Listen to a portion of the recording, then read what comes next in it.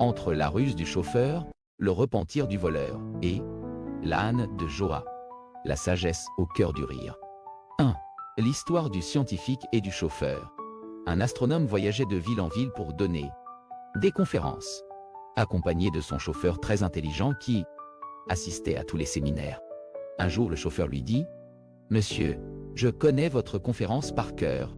Je suis sûr que je pourrais la présenter à votre place. » Dans la ville suivante, ils échangèrent leurs... Le chauffeur monta sur scène et livra la conférence, avec brio. À la fin, quelqu'un dans le public se leva et posa une question technique extrêmement complexe. Le chauffeur ne paniqua pas, il sourit et répondit « Votre question est tellement simple que je vais demander à mon chauffeur, assis au dernier rang, d'y répondre à ma place. » Morale 1. L'intelligence ne consiste pas seulement à connaître la réponse, mais à savoir s'adapter et réagir intelligemment face aux difficultés. Morale 2. Les apparences peuvent être trompeuses, mais la véritable nature se révèle toujours dans l'adversité. 2. L'histoire du voleur et de l'ascète. Un voleur professionnel s'introduisit chez un homme. Ascète en pleine nuit.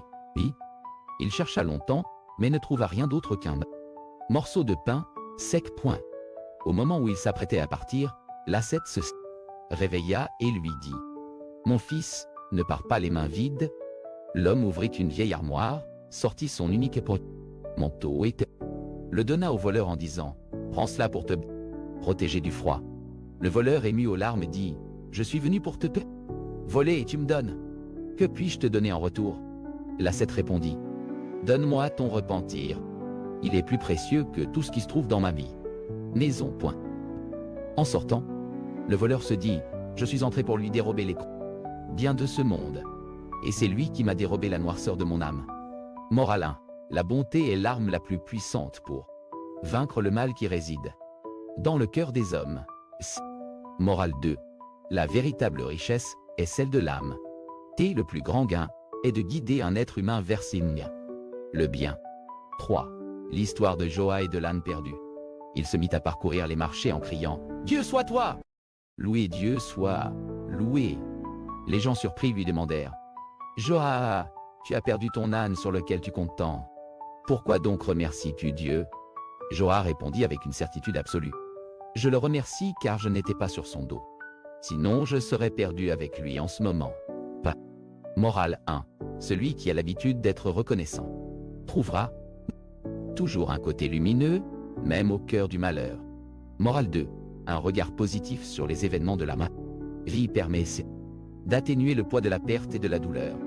Qui est Joa? Joa, connu sous le nom de Goa en Égypte ou Nasreddin Hoxha en Turquie et en Asie centrale, est l'une des figures les plus emblématiques et les plus populaires du folklore oriental, arabe et maghrébine. Personnage à la fois mythique et intemporel. Il traverse les siècles grâce à son humour décalé et sa sagesse paradoxale. Si vous aimez ce genre de contenu qui allie élégance et utilité, nous serions ravis de vous compter parmi nous.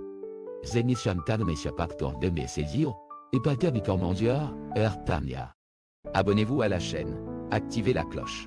Et dites-nous en commentaire, quelle leçon vous a le Karandian? Plus touché? Votre présence est un véritable honneur pour nous.